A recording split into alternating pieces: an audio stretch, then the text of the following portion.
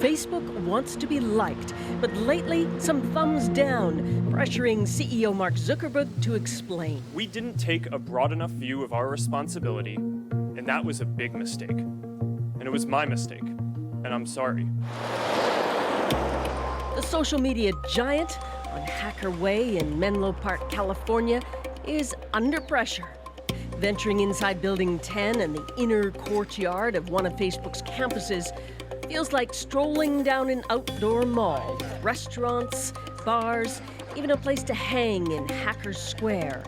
The ideal environment to consider how best to connect the world. But these days, Facebook needs its Zen garden. I mean, that's what it's all about. Yeah, absolutely. As it's forced to try and fix the collateral damage from users who hijack Facebook to spread violence, fake news, or hate. Our hate speech policy, if I think back 5 years ago, it was a much less nuanced policy. But as we've seen the words that people use to attack one another change, we've incorporated that into our standards. We asked Monica Bickert, Vice President of Global Policy, to answer some complaints about content. We make clear we don't remove something just for being upsetting or offensive.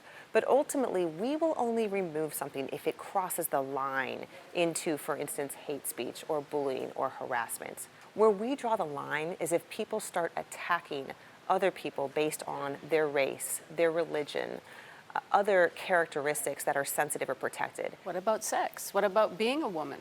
Yes, if somebody criticizes somebody else or attacks somebody solely on the basis of her gender, we will remove that comment. But sometimes the damage is already done. Take Alex Minassian, who drove a van down Toronto's Yonge Street, ramming into people. The accused is alleged to have posted a cryptic message on Facebook minutes before he began driving the rented van. Minassian's post praised mass killer Elliot Rodger, who targeted women and killed 6 people in 2014. If we find any evidence of a credible threat, our terms and the law allow us to send that directly to law enforcement, and that's what we do. So let me understand clearly. Elliot Rodger had already committed a crime, murdered 6 people in the United States some time ago. So his name would have flagged anything. So are you taking down anything that mentions Elliot Rodger? His name wouldn't necessarily flag anything. Reviewers know that you cannot praise or support Elliot Rodger. So if somebody reported content to us or we somehow became aware of content that was praising or supporting him, we would remove it. In this case, Facebook removed Minassian's account after the rampage.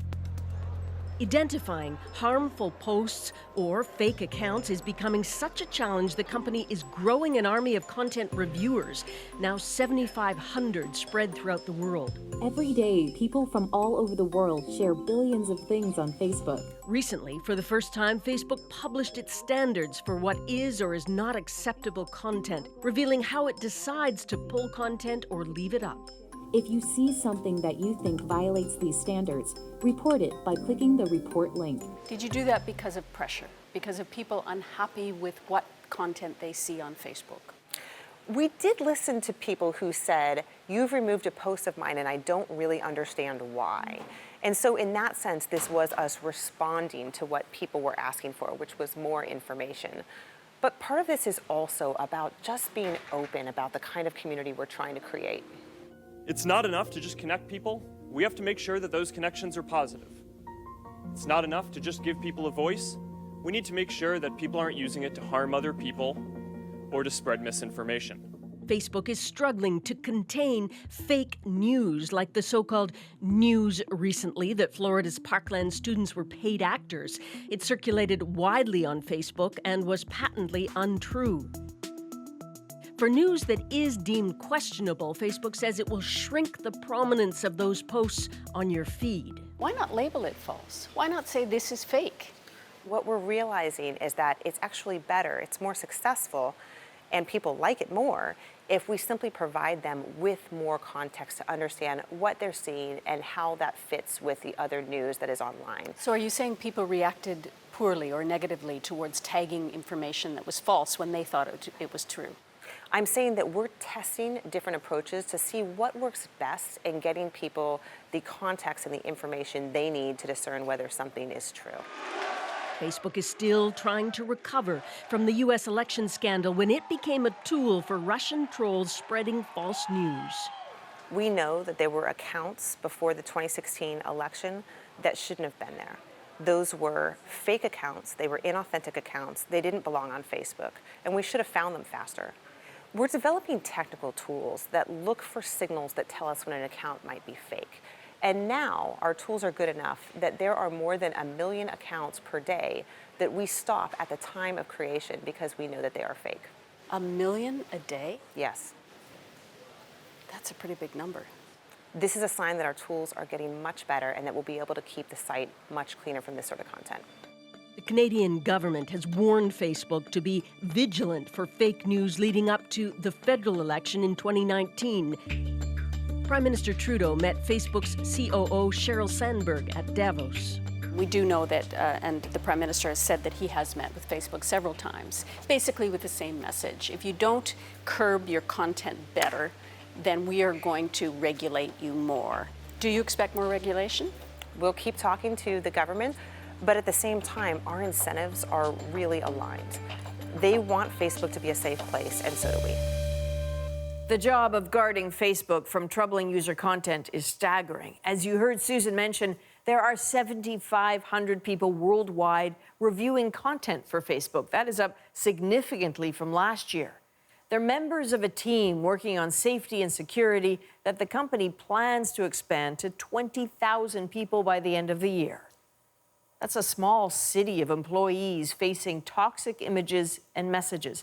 And that's just one company. Twitter and YouTube are wrestling with the same problem. And that's why Susan looked deeper at Facebook's cleaners, the people policing the line between the company's utopian vision of a more connected world and, from the social network's dark corners, the dystopia that's seeping in.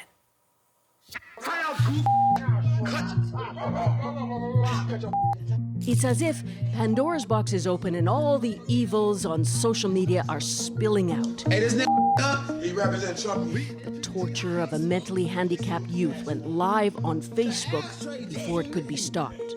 This is up, man, because, innocent people about to die today. This man's intent to murder was also posted live on Facebook. Like I said, I killed 13, so I'm working on 14 as we speak. These Canadian university women suffered violent and sexist posts. Facebook pulled down 21 million posts of adult nudity or porn and 2.5 million examples of hate speech in just 3 months this year. But like a cancer, it keeps coming back. I was a spam analyst. Sarah Katz worked at Facebook for 8 months in 2016. We met her at a cafe in Palo Alto, California. Her sole job was to review content, up to 8,000 posts a day, and decide whether to pull them down or leave them up. Primarily pornography, sometimes bestiality, child pornography. There was a lot of that. Obviously, the child trafficking was the content that stayed with me the most. What did you witness? It was... Am I okay to speak? Okay, I don't want to bother people. There was a girl, she was about 12, and a little boy was 9. And they were standing facing each other and they didn't have pants on, and there was someone off the camera. He was speaking another language, but they were touching each other, so he's probably just telling them what to do. So that was disturbing because I'd never seen anything like that. Robinson was approached by a man who killed him in cold blood. Violent, hateful content is rising as Facebook doubles down on efforts to find it. If you look at the bigger picture, there are lots of horrible things that are happening in the world. James Mitchell is Director of Risk and Response at Facebook's headquarters in Menlo Park, California. Naturally, that behavior begins to manifest itself on Facebook, not just there, but in a whole host of other ways. People are using Facebook to manifest these very violent and toxic things that are happening.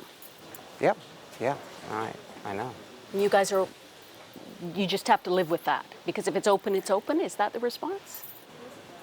I think the way to look at that is the content reviewers job is to try to minimize that. And I think that's something that the team takes a great deal of satisfaction in, knowing that their job is to minimize those negative experiences that people might have. I think we certainly see ourselves as a team that has the ability to minimize that harm in the world.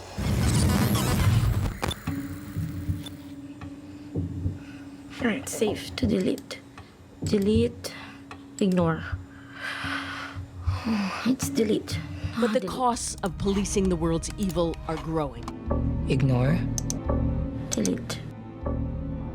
A new documentary, The Cleaners, exposes how Facebook hires inexpensive labor in countries like the Philippines to monitor content.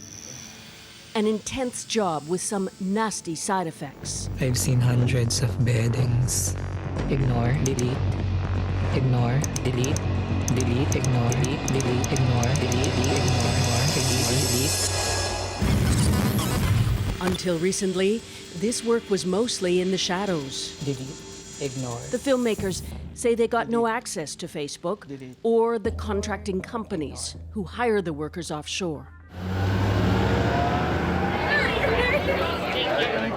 Their film headlined at Toronto's Hot Docs Festival. They are hiding the debate, they are hiding the dilemma they are facing with building these platforms and not feeling responsible for what goes on these platforms. Sarah Roberts, an academic at UCLA, was a consultant to the filmmakers. It is the unpleasant underbelly. It is the necessary evil. And it doesn't bring revenue. It doesn't generate positive affect. It does the opposite. It costs money.